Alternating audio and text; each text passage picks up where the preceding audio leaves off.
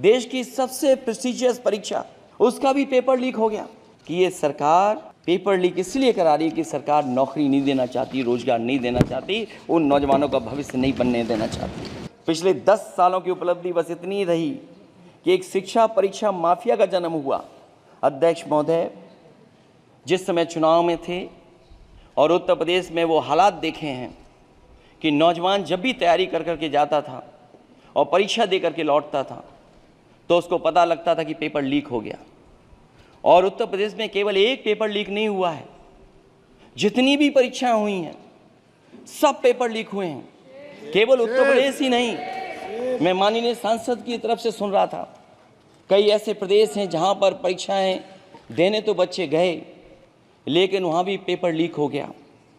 और अभी जब 4 जून को रिजल्ट आया, उसके बाद जो बात उठी है, देश की सबसे प्रेस्टिजियस परीक्षा, उसका भी पेपर लीक हो गया। और आखिरकार ये पेपर लीक हो क्यों रहा है? सच्चाई तो ये है कि ये सरकार पेपर लीक इसलिए करा रही है कि सरकार नौकरी नहीं देना चाहती, रोजगार नहीं देना चाहती, उन नौजवानों का भविष्य नहीं बनने देना चाहती।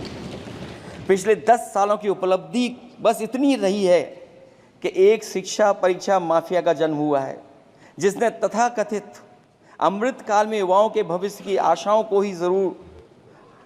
को ही जहर दे दिया है। जो सरकार उम्मीद को मार दे, वह न तो वर्तमान को सुधार सकती है, न भविष्य को संवार सकती है। सरकार आशा का प्रतीक होनी चाहिए, निराशा का नहीं। पिछले 10 सालों की उपलब्धि बस इतनी रही कि एक शिक्षा परीक्षा माफिया का जन्म हुआ। अध्यक्ष महोदय, जिस समय चुनाव में थे और उत्तर प्रदेश में वो हालात देखे हैं कि नौजवान जब भी तैयारी कर करके जाता था और परीक्षा दे करके लौटता था तो उसको पता लगता था कि पेपर लीक हो गया। और उत्तर प्रदेश में केवल एक पेपर लीक नहीं हुआ है, जितनी भी परीक्षाएं हुई हैं सब पेपर लीक हुए हैं। केवल उत्तर प्रदेश ही नहीं, मैं माननीय सांसद की तरफ से सुन रहा था, कई ऐसे प्रदेश हैं जहां पर परीक्षाएं देने तो बच्चे गए लेकिन वहां भी पेपर लीक हो गया। और अभी जब 4 जून को रिजल्ट आया, उसके बाद जो बात उठी है, देश की सबसे प्रेस्टिजियस परीक्षा, उसका भी पेपर लीक हो गया।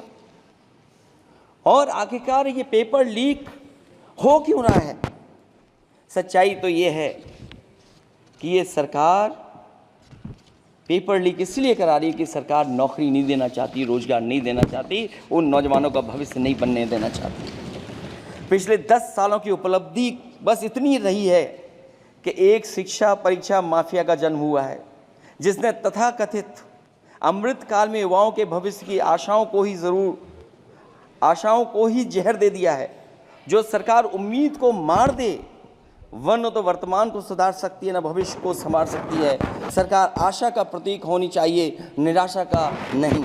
Subscribe to One India channel and never miss an update.